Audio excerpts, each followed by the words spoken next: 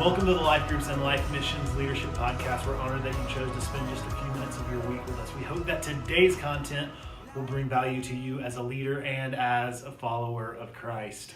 So last week, we talked about the ever-important rest. Yes. So this week, we hope that you guys took some of that and found some time to recharge and rest and be more intentional with your rest. I know I have. Yep. Donnie, how about you? Yeah, absolutely. What it is it's putting in intentional rhythms into your schedule so that you have the opportunity to take advantage of one of the greatest gifts that God has given us, and that is rest, right? It's so we can recharge ourselves and we have the ability to pour back out because we have God pouring into us. And if you find it challenging, the cool thing is the beginning of the year, Pastor Craig has this new habits series. Yeah, which habits are going to be great, and you can find a way to make rest a part of your habits. But today, we're going to talk a little bit more about this verse that you see up here on the screen from the YouVersion Bible app, which is 1 Peter 5:2.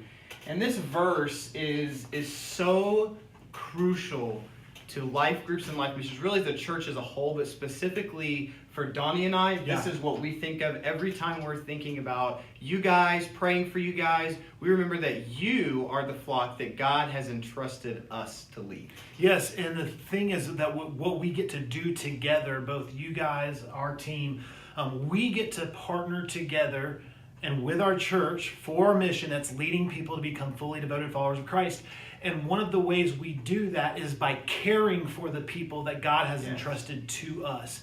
And we want to make sure that as leaders, our team, our life groups, our life missions team, that we are caring for people of our church. And that's why this verse is so important to what we're going to call span of care. And I just want to read this real quick. 1 Peter 5:2, it says, "Care for the flock of God that God has entrusted to you. Watch over it willingly, not grudgingly, not for what you will get out of it, but because you are eager to serve God." There's so much here that we can't even unpack in what we got 2 minutes left at this point.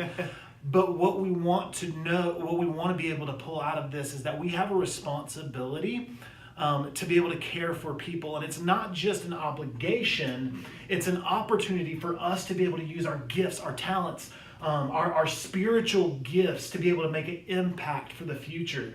And to be able to do that, to be able to lead for the long term, the relationships that we get the opportunity to foster mean so much. They're so valuable to the way that our ministry will be healthy for the long term. Absolutely. So here's the thing, guys, is we want to know, how are you caring for your flock?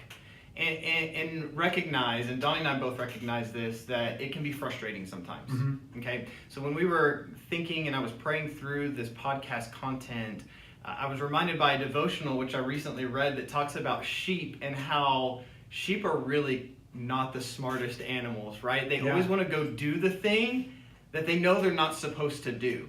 And I'm sure when you think about some people in your group or people that you've had the opportunity to lead, there's some of that going on. I mean, we see that in the church. That's a common theme, but we all need somebody. We need people. We need relationships, the people who are investing into us, and that's the opportunity we get as leaders and as followers of Christ. So we want to know, how do you care for your flock, and how are you going to care even more for the flock that God has entrusted in 2019?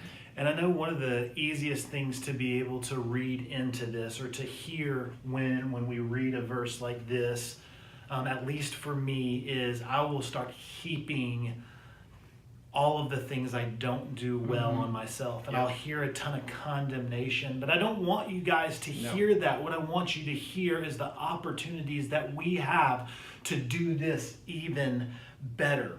When we recognize, okay, maybe there's something I'm not doing that I could be doing better, that's not a reason to throw in the towel and give up. Instead, that's a reason for us to say, okay, what's one thing I can do? What's a new habit I can form? What's something that I can do to be able to address that and be able to lead better, to be able to lead stronger for the long term? And our goal is to be able to be here to help you that. Not to sit here and say, you're doing such a bad job, because you're not. You're doing a phenomenal job. let your brain hear us say that you're doing a great job Yes. as a leader. You would not be on this team if you were not a great leader. But we all can get better, and sometimes going from health to health is even harder than going from weakness to health. So That's good. what we want to be able to do is we want to get better as a team at caring for the flock that God has entrusted to us. Yes. And remember, guys, these are people that we get to lead, but first and foremost, they're God's children, Yeah. and we love them. And we are so thankful that we have an opportunity to serve God alongside you guys. We hope to see you this weekend. Yep. But until that time, remember that whoever finds God Finds life.